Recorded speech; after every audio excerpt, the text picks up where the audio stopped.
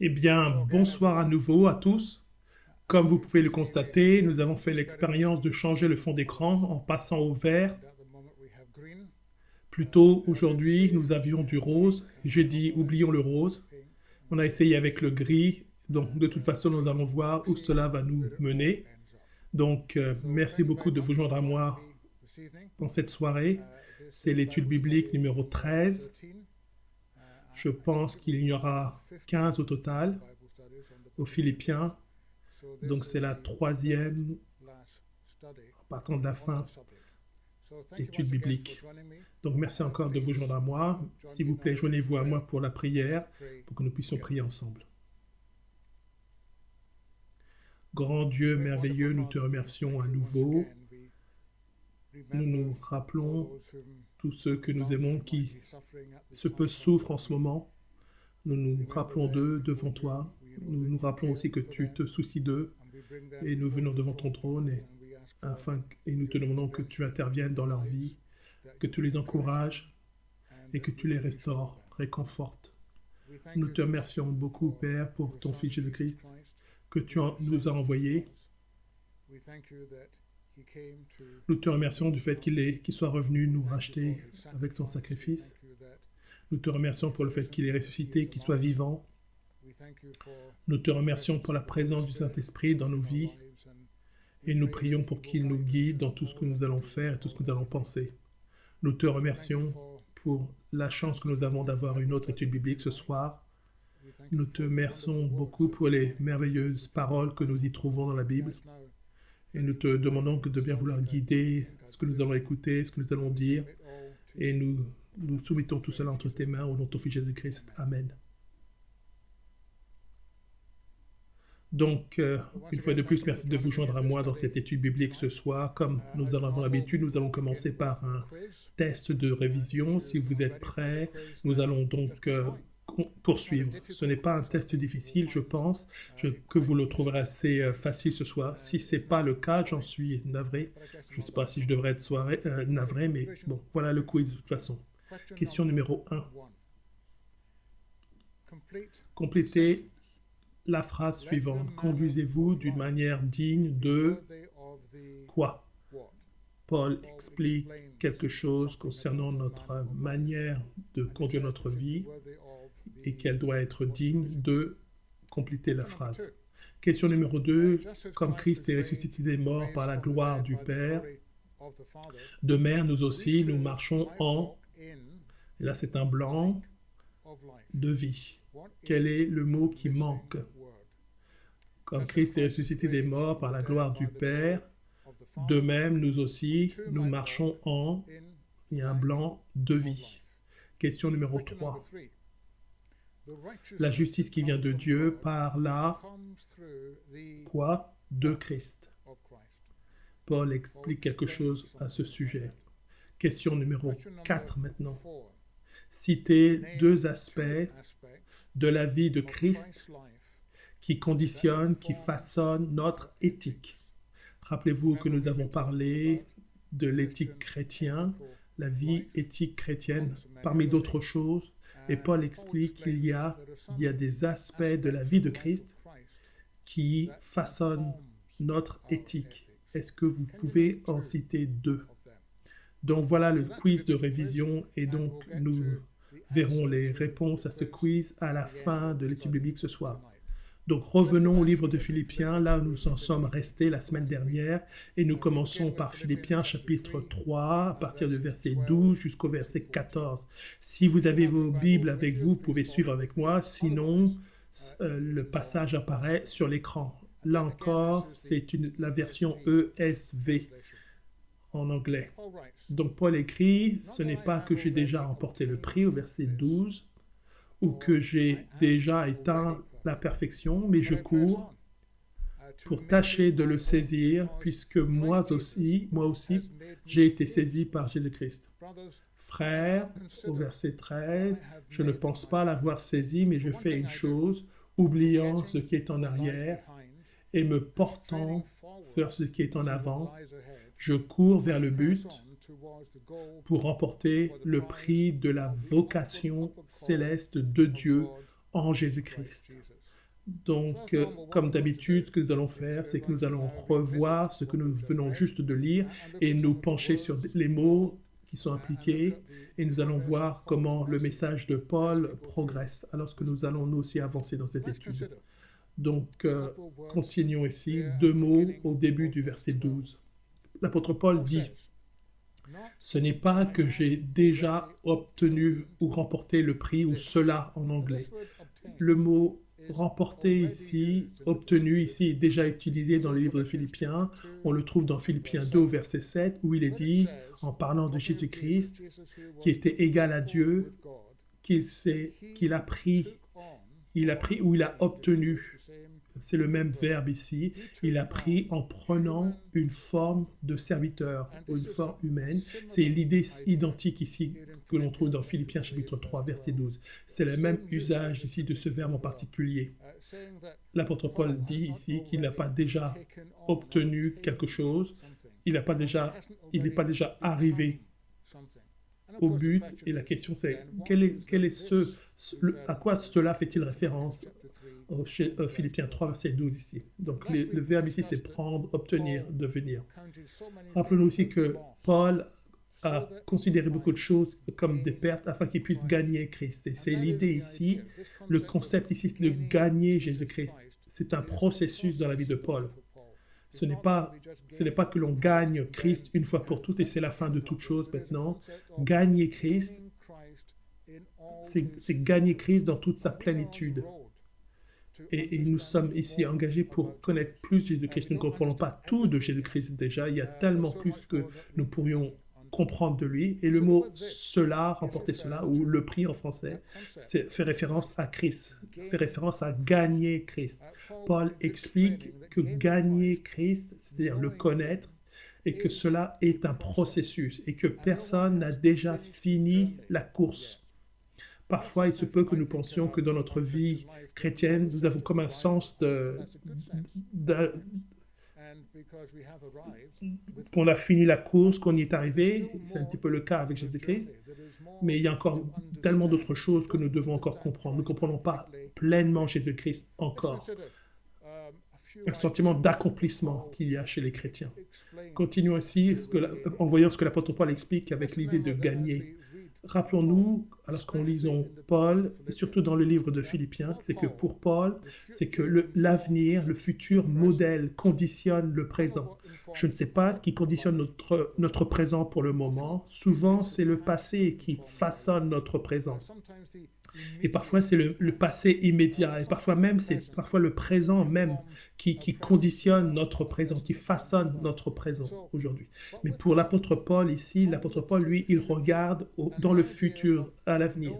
Et l'idée ici, c'est de connaître Jésus-Christ pleinement. Il sait très bien qu'il n'y est pas arrivé encore, il n'est pas parvenu à cela encore, mais qu'il continue, il commence à partir de maintenant de le connaître de plus en plus. Et le futur, c'est connaître Christ pleinement. Et ce futur-là conditionne comment l'apôtre Paul vit maintenant. Il mentionne aussi l'idée de la résurrection dont on a déjà parlé, si vous vous rappelez bien. Et il y a cette résurrection qui est à venir. Et l'apôtre Paul dit, ainsi donc, nous vivons en nouveauté de vie ressuscitée maintenant. Donc c'est ce concept de la résurrection, ce n'est pas quelque chose, un événement à venir, qu'il n'y a aucune pertinence sur la manière dont nous nous conduisons aujourd'hui. Plutôt, l'apôtre Paul dit que nous marchons en nouveauté de vie, selon l'esprit de la résurrection. Et aussi, nous comprenons aussi que nous avons le royaume de Dieu devant nous, et nous avons discuté de cela plus tôt, c'est que le royaume de Dieu, il est là aussi déjà, mais que la plénitude du royaume se trouve dans l'avenir, dans le futur. Et nous avons cette plénitude du royaume devant nous. Et l'apôtre Paul explique, en parlant de ce concept de futur, que cela a une répercussion dans notre présent. Donc nous vivons en tant que citoyens du royaume à partir de maintenant. Donc cela conditionne, modèle comment nous vivons maintenant. Donc le futur modèle le présent chez Paul. Le futur a des conséquences pratiques, des répercussions pratiques dans le présent en ce moment. Ce n'est pas une idée distante, c'est une idée qui est pertinente et c'est quelque chose qui dirige notre vie maintenant. Dans 1 Corinthiens chapitre 13, au verset 12, et ces autres versets, 2 Corinthiens 3, verset 18, et 2 Pierre 3, verset 18, nous découvrons là comment nous comprenons que même si nous savons, nous connaissons Jésus-Christ, nous ne le connaissons pas encore pleinement.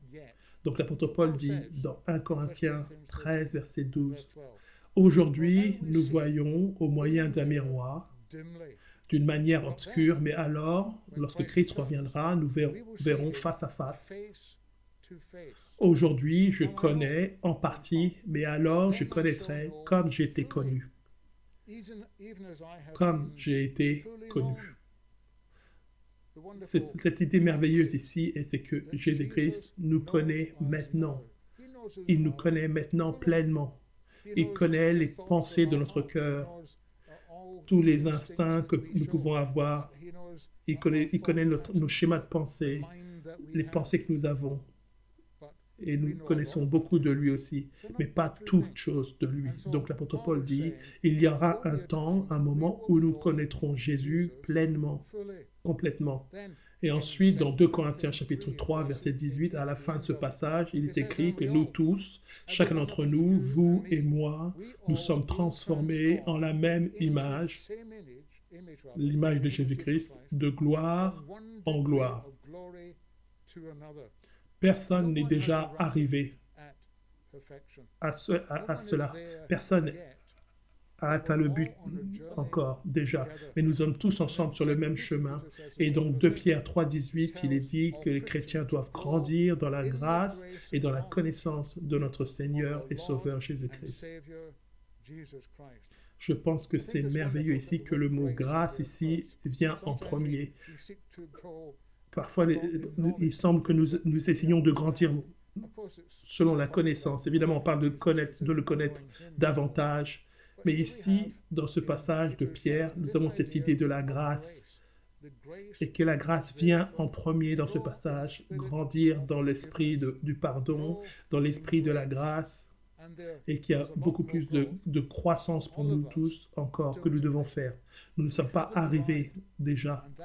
Et c'est la pensée de Paul ici. Philippiens chapitre 3, verset 12. En continuant selon la même idée ici. Ce n'est pas que j'ai déjà remporté le prix, cela. Il n'a pas déjà obtenu la plénitude, la pleine connaissance de Jésus-Christ, ou que j'ai déjà atteint la perfection. Et ce mot perfection ici, c'est le mot similaire que nous le comprenons aujourd'hui. Il peut parfois aussi avoir l'idée d'une connotation sportive, d'une course, l'idée que vous finissez la course, que vous atteignez la fin. Quelque chose, ça veut dire aussi quelque chose qui est pleinement développé, pleinement mature, pleinement mûr, ou quelqu'un qui a obtenu un degré avancé. Donc cette idée-là de perfection, c'est l'idée que ça arrive à un terme, à une plénitude, d'une certaine façon. Et l'apôtre Paul dit qu'il n'y est pas encore. Et l'idée ici est sous-entendu que nous non plus, nous n'y sommes pas encore arrivés. Donc il dit, je ne suis pas encore parfait, j'ai déjà fait la perfection, mais je cours. C'est un terme qui est souvent utilisé ici dans les jeux qui se réalisaient ici dans la Grèce antique. L'idée de courir en ayant en vue le but à atteindre devant nous. Et l'idée, c'est que vous courez vers ce but-là. Et il n'y a rien qui vous distrait pendant que vous courez. Et vous efforcez, vous pressez en avant dans le but de gagner la fin, d'arriver à la fin de la course. Et il y a ce passage dans 1 Corinthiens 9, verset 24. Vous avez ce verset ici, 1 Corinthiens 9, verset 24. « Ne savez-vous pas que ceux qui courent dans le stade courent tous, mais qu'un seul remporte le prix? Courez donc de manière à le remporter. » Et évidemment, nous ne sommes pas dans une compétition les uns avec les autres dans la course chrétienne. Nous courons tous vers la ligne de fin, d'arrivée. Nous dirigeons tous vers cette finalité-là, d'être là et d'être pleinement gagnant de Christ et d'être dans le royaume. C'est la pensée ici. Continuons ici. Philippiens chapitre 3, versets 12 à 13. Là encore, nous avons dit, ce n'est pas parce que j'ai déjà remporté le prix ou que j'ai déjà atteint la perfection, mais je cours pour tâcher de le saisir, puisque moi aussi j'ai été saisi par Jésus-Christ. Verset suivant, verset 13, frère, je ne pense pas l'avoir saisi. Ce que j'ai fait ici, c'est que j'ai relié ici certaines des déclarations à des idées et je les ai codifiées avec une couleur. Donc lorsque nous avons cette phrase ici, pour tâcher de le saisir en bleu, de quoi l'apôtre Paul parle-t-il? C'est l'idée ici, c'est de gagner. Gagner en connaissant Christ complètement. C'est-à-dire faire de cela sien, s'approprier cela. Et il y a une question de motivation là-dedans aussi. Et la motivation en violet ici, la motivation, c'est Christ nous a saisis, il nous a appréhendés. Il nous a obtenus, il nous a appréhendés, il nous a inclus. Toutes ces idées ici, toutes ces pensées se trouvent dans le mot ici. Il a fait de nous les siens. Il nous a saisis. Nous lui appartenons. Il est mort pour nous. Et il a fait de nous les siens. Et pour Paul, voilà la motivation qui le pousse, qui le nourrit, parce qu'il a été sauvé, parce que Jésus-Christ a donné sa vie pour lui, et parce que Jésus-Christ a été élevé par la résurrection et qu'il a envoyé le Saint-Esprit pour qu'il vive en lui. Paul a décidé dans son esprit, oui, avec l'aide du Saint-Esprit, je vais aller de l'avant, je vais me presser en avant, je vais me déplacer vers le but. Et là, dernière couleur, en marron, je ne considère pas, frère, que je l'ai déjà saisi. Il explique, il développe qu'il est toujours en chemin, il est toujours dans la course pour saisir, s'emparer de la plénitude de Jésus-Christ. Il y a parfois des personnes que nous rencontrons qui pensent qu'elles sont arrivées au but. Et parfois, nous aussi, nous pensons que nous avons la somme totale de toute la vérité que nous pouvons possiblement avoir. Et parfois, nous nous contentons de cela. Nous pensons que nous sommes arrivés, nous sommes parvenus à la plénitude de la connaissance. Et tout ce que nous faisons, lorsque nous attendons la résurrection ou lorsque nous attendons le retour de Jésus-Christ, on s'assied là confortablement dans le fauteuil parce que on prétend, on pense qu'on a tout compris.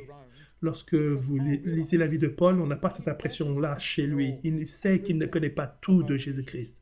Il en connaît pas mal déjà. Jésus-Christ lui a révélé beaucoup de choses, mais il ne sait pas toutes choses. Donc continuons ici. Philippiens chapitre 3 et verset 14. Donc, gardons ça à l'esprit. L'apôtre Paul explique.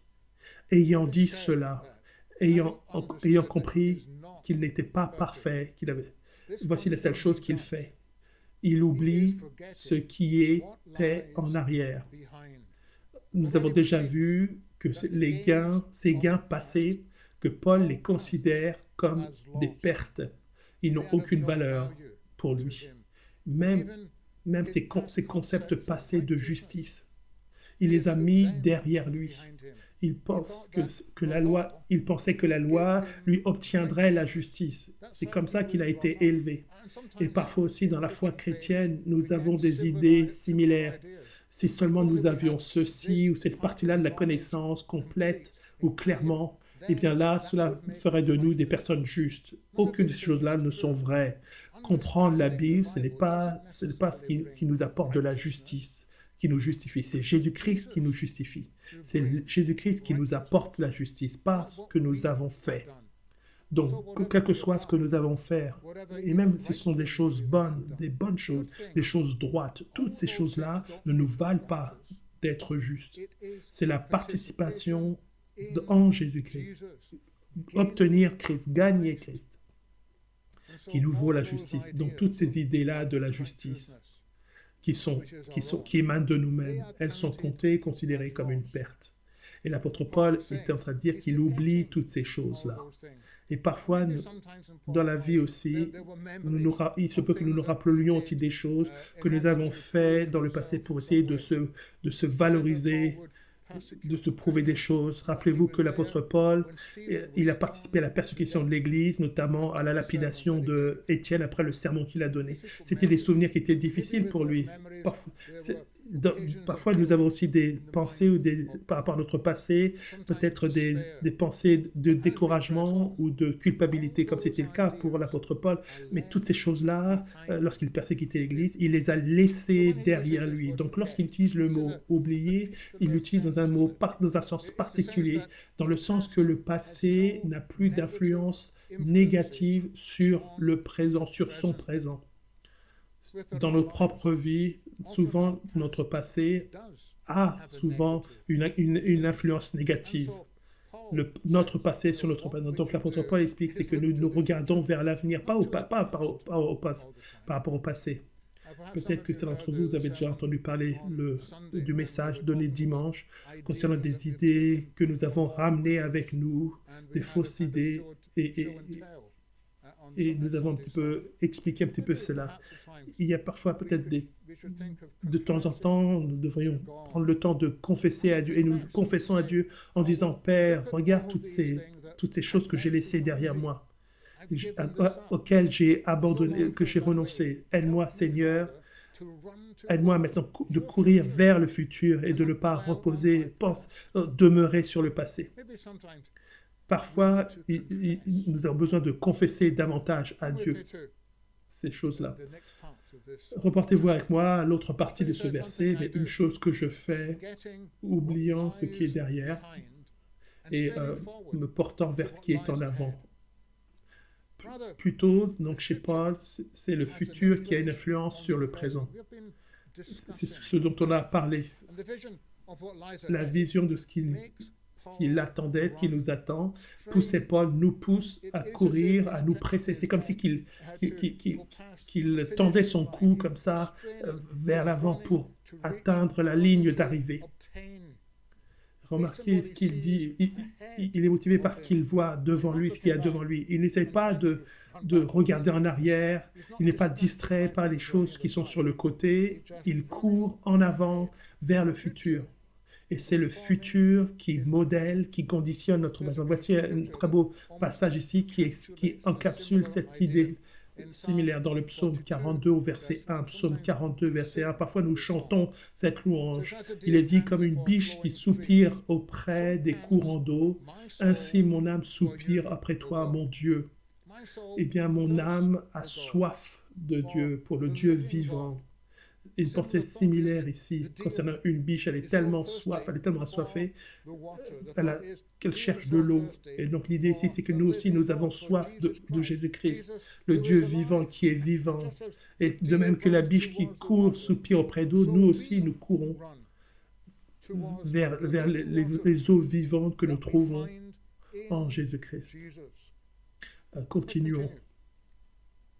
Philippiens chapitre 3, verset 14, là où nous nous trouvons encore. L'apôtre Paul dit, en me portant vers ce qui est en avant, je cours vers le but pour remporter le prix de la vocation céleste de Dieu en Jésus-Christ. Là encore, nous avons un code couleur que nous allons suivre. Vers le but, c'est en bleu. Ici, désigne un poteau, une marque. Ce n'est pas vraiment le but ici, un but lui-même. Ici, c'est le concept, c'est que nous voyons quelque chose qui est devant nous, un point qui est marqué comme une ligne d'arrivée, une marque sur un poteau d'arrivée. Et l'apôtre Paul dit qu'il presse, il se court. Évidemment, le poteau, la ligne d'arrivée est en rapport avec Jésus-Christ. Il inclut aussi l'idée ici d'un prix qui est gagné. Et la phrase qui est utilisée ici en grec fait référence non pas seulement au trophée du vainqueur, mais c'est le prix qui est donné aussi à la personne qui gagne. C'est comme si vous étiez appelé à la scène, votre nom est appelé comme celui qui a gagné la course. C'est l'idée ici, c'est que comme si ça va être annoncé, vous avez réussi. C'est pas c'est l'idée ici, vous avez parvenu, pas cette idée-là de salut, mais celle de vous avez gagné Jésus-Christ, la plénitude du royaume. Et ça va être une célébration. Voici ce qui est l'idée ici. Et il est dit ici, ainsi donc, la vocation céleste, lorsqu'on parle de vocation céleste, Hébreux chapitre 3, verset 1, vous avez une référence de ce concept-là, de cette vocation céleste en Jésus-Christ. L'auteur des Hébreux dit ceci. Ainsi donc, frères saints qui avaient part à la vocation céleste, considérez l'apôtre et le souverain sacrificateur de la foi que nous professons. Nous partageons cette vocation céleste. Et dans cette vocation-là, ce que nous faisons, c'est que nous considérons Jésus-Christ et nous le connaissons pleinement, nous essayons de le connaître pleinement et nous nous déplaçons vers ce but-là, de le connaître davantage pleinement et nous grandissons en Christ. Philippiens chapitre 3, verset 15 maintenant. L'apôtre Paul développe quelque chose aux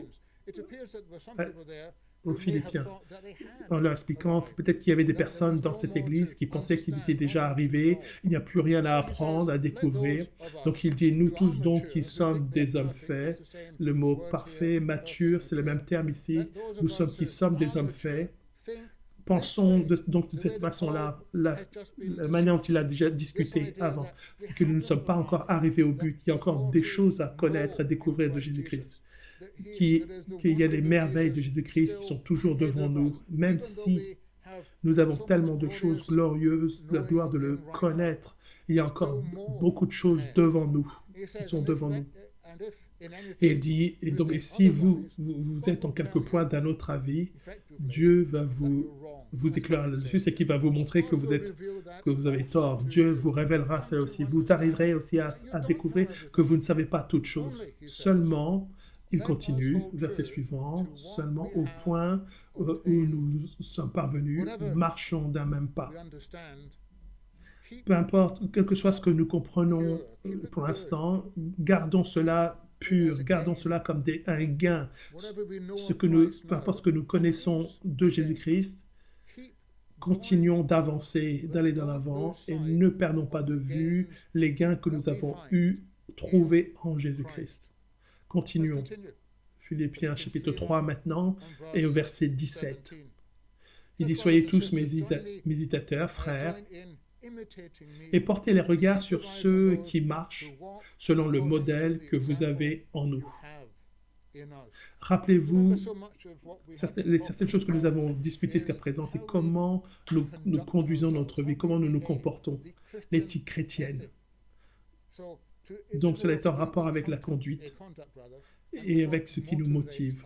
Et l'apôtre Paul dit ici, c'est que nous sommes imitateurs de moi comme je le suis de Christ. C'est ce qu'il dit dans 1 Corinthiens 11, verset 1. Et là, nous avons l'idée similaire ici. C'est-à-dire, joignez-vous à moi, frères, en m'imitant.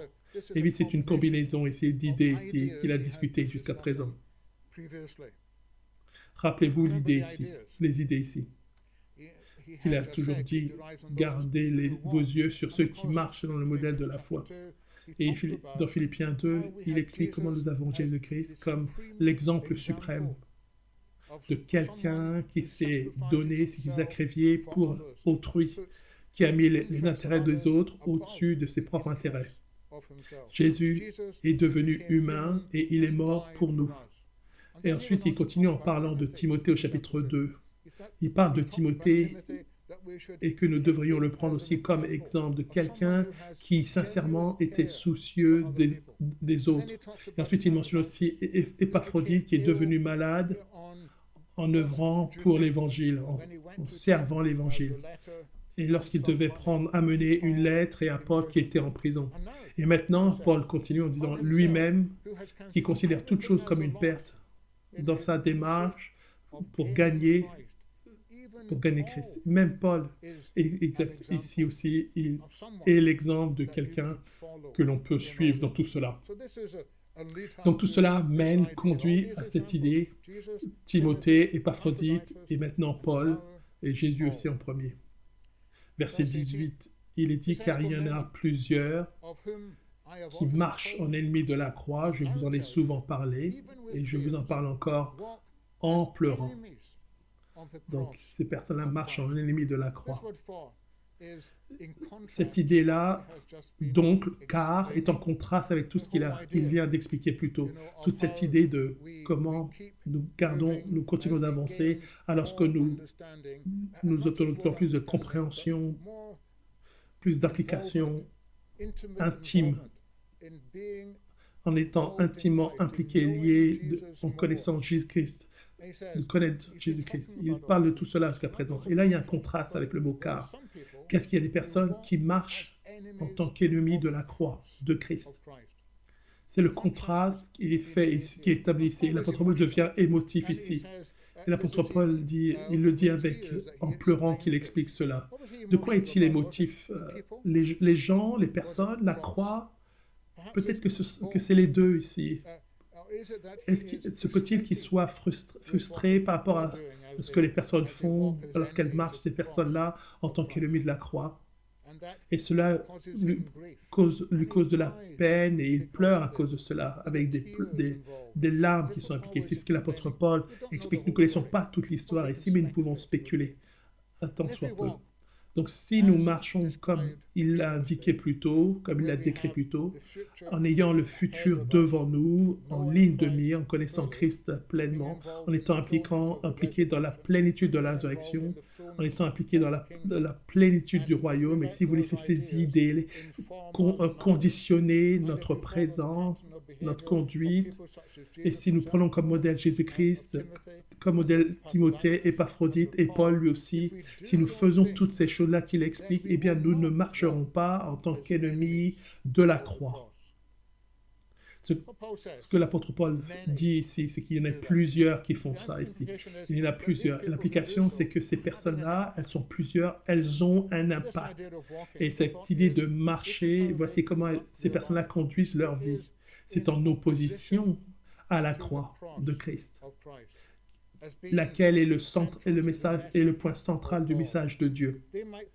Ces personnes-là peuvent penser que d'autres choses sont peut-être plus centrales que la croix de Jésus-Christ, que sa crucifixion. Ce mot ennemi ici, c'est un mot puissant, fort. Les ennemis, ce sont des adversaires contre la croix. Et parfois, j'écoute les personnes et ils me disent des choses. J'aime pas trop quand vous parlez de la croix de Jésus-Christ. Et d'autres disent, peut-être que c'était pas une croix, c'était peut-être... Il y a tout un argument par rapport, une dispute par rapport à quelle forme la croix avait-elle. Et bien, s'il vous plaît, ne soyez pas impliqués dans une sorte d'argument, de discussion par rapport à cette croix. Nous prêchons Jésus-Christ crucifié. Sa croix. Nous parlons Jésus-Christ crucifié, sa croix. Ne marchez pas en tant qu'ennemi de la croix. C'est une phrase tellement forte ici, n'est-ce pas? Continuons. Philippiens chapitre 3, verset 18. Là encore, là où nous en étions restés, en parlant des ennemis de la croix de Christ. 1 Corinthiens 1, verset 18 et 23. 1 Corinthiens 1, verset 18 et verset 23. Car la prédication de la croix est une folie pour ceux qui périssent. Les mots de la croix, les paroles de la croix. L'apôtre Paul ici, il ne s'excuse pas en parlant de la croix sur laquelle Christ a été crucifié. Les mots que cela nous apporte, la parole de réconciliation que la croix nous apporte, la parole du salut. Et il continue dans Corinthiens, et au verset 23 maintenant, scandale pour les Juifs et folie pour les païens. Mais cela, peu importe, parce que c'est ce que nous prêchons. Nous ne prêchons pas Christ une fois pour toutes, nous continuons de prêcher Christ. Nous prêchons Christ crucifié. C'est une pierre d'achoppement pour les Juifs, un scandale pour eux et une folie pour les païens. Les personnes se demandent pourquoi nous disons cela, pourquoi nous parlons de cela. Galates, chapitre 6, verset 14. Loin de moi la pensée de me glorifier d'autre chose que de la croix de notre Seigneur Jésus-Christ. Je pense que ces mots-là parlent haut et fort, par qui le monde est crucifié pour moi, et comme je le suis pour le monde. Qu'est-ce que l'apôtre Paul dit ici? C'est toute cette idée-là encore. C'est que tout le passé est lui, et derrière lui, ça a été crucifié son passé. C'est parti, ils sont perdus. Et il se glorifie de la croix de notre Seigneur Jésus-Christ. Peu importe ce que vous pensez de Jésus-Christ, ce que vous pensez de sa croix, s'il vous plaît, ne soyez pas un ennemi de la croix de Jésus-Christ. Je pense que c'est ce que l'apôtre Paul était en train de dire. Poursuivons. Philippiens chapitre 3, verset 19. Rappelez-vous ce que nous avons lu, Philippiens 2, nous avons parlé des chiens, ces personnes qui essayent de distraire les personnes de la justice que nous trouvons en Jésus-Christ. Voici une idée similaire ici. Leur fin sera la perdition, verset 19. Ils ont pour Dieu leur ventre, ils mettent leur gloire dans ce qui fait leur honte. Ils ne pensent qu'aux choses de la terre. Cela veut dire que le présent, pas l'avenir, pas le futur, dirigent, conditionnent leur comportement. Et ils n'ont pas cet état d'esprit qui était en Jésus-Christ, notre Seigneur. Philippiens chapitre 3, verset 20. Ici, nous avons cette pensée ici de la citoyenneté des cieux. Nous sommes citoyens des cieux. Notre citoyenneté, la vôtre et la mienne, se trouve dans les cieux et d'où nous attendons aussi comme Sauveur le Seigneur Jésus-Christ. Là encore, c'est une pensée qui est en contraste avec l'idée de penser qu'aux choses de la terre. Si nos choses sont sur les choses de la terre, eh bien, nous ne pensons pas concernant les choses célestes. Nous ne laissons pas le futur conditionner, façonner notre présent. C'est ce qui est souligné ici. Et là, nous voyons une référence ici au second avènement de Jésus-Christ. C'est un élément clair, c'est un point clair, une caractéristique claire dans les enseignements de Paul. Il explique comment Jésus-Christ reviendra encore. Son second avènement, c'est aussi quelque chose qui façonne notre comportement aujourd'hui. Continuons. Philippiens chapitre 3, verset 20. Car nous sommes citoyens des cieux, d'où nous attendons aussi, comme Sauveur, le Seigneur Jésus-Christ, qui transformera le corps de notre humiliation en le rendant semblable au corps de sa gloire, par le pouvoir qu'il a de s'assujettir toutes choses. Nous avons lu déjà l'aspect de la puissance de la résurrection et comment nous marchons en nouveauté de vie par la puissance de la résurrection. Nous anticipons ce moment de transformation. Remarquez ce qu'il est dit dans Colossiens 1, verset 20. C'est une référence à cette phrase, la fin du Philippiens 3, verset 21, où il est dit par le pouvoir qu'il a de s'assujettir toutes choses, en parlant de Jésus-Christ, Colossiens 1, verset 20. Et par lui, Jésus, tout réconcilié avec lui-même, tant ce qui est sur la terre que ce qui est dans les cieux. Comment?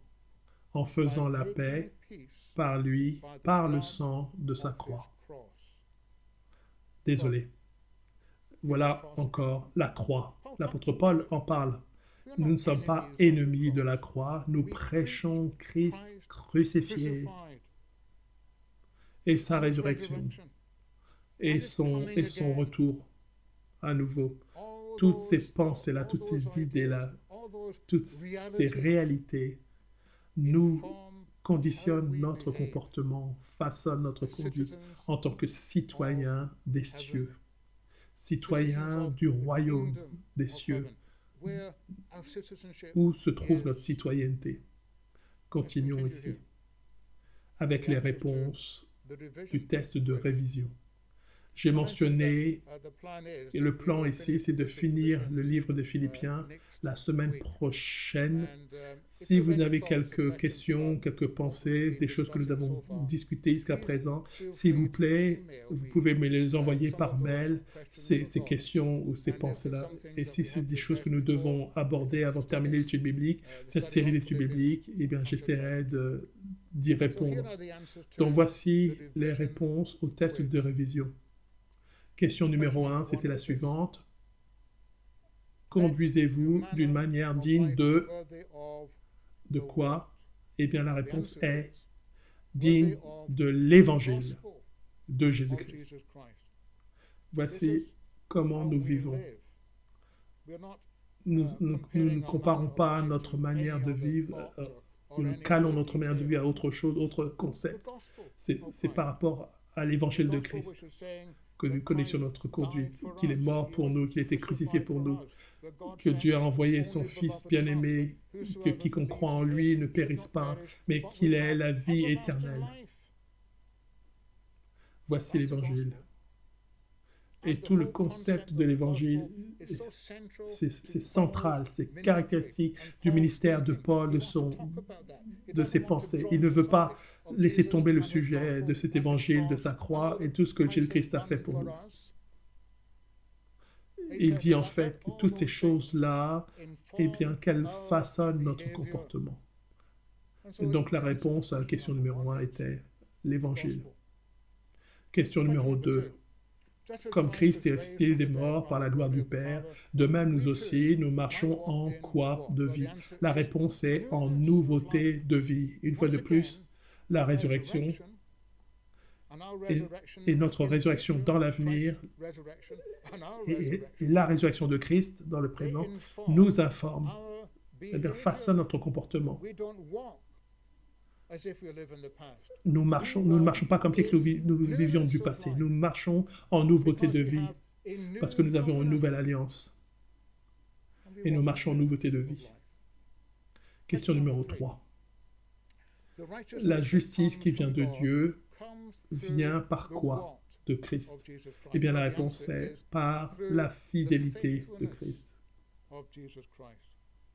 Il se peut que nous pensions que quelque part, notre appel était par rapport à notre foi. Évidemment, nous avons la foi. Et cette foi est un don de Dieu, en effet, à nous, de lui, de sa part. Mais ce qui se passe ici, c'est que c'est la foi de Jésus-Christ qui nous porte dans tout le reste. Lui, celui qui a commencé cette bonne œuvre en nous, c'est lui qui la complétera, il l'amènera à son terme. C'est lui, c'est sa fidélité qui nous aide. Et c'est ce dont l'apôtre Paul parle ici, dans Philippiens. Et c'est ce dont nous avons parlé la semaine dernière. Question numéro 4. Pouvez-vous citer au moins 2 aspects de la vie de Christ qui façonnent notre éthique, qui renseigne notre éthique? Il y a tellement de points que nous avons abordés ici. Il y a l'incarnation qui façonne notre manière de vivre, comment nous nous humilions par rapport aux autres, comment nous considérons les autres devant nous, plus importants que nous. Et Christ et le ministère de Christ aussi nous informe comment nous devions nous comporter.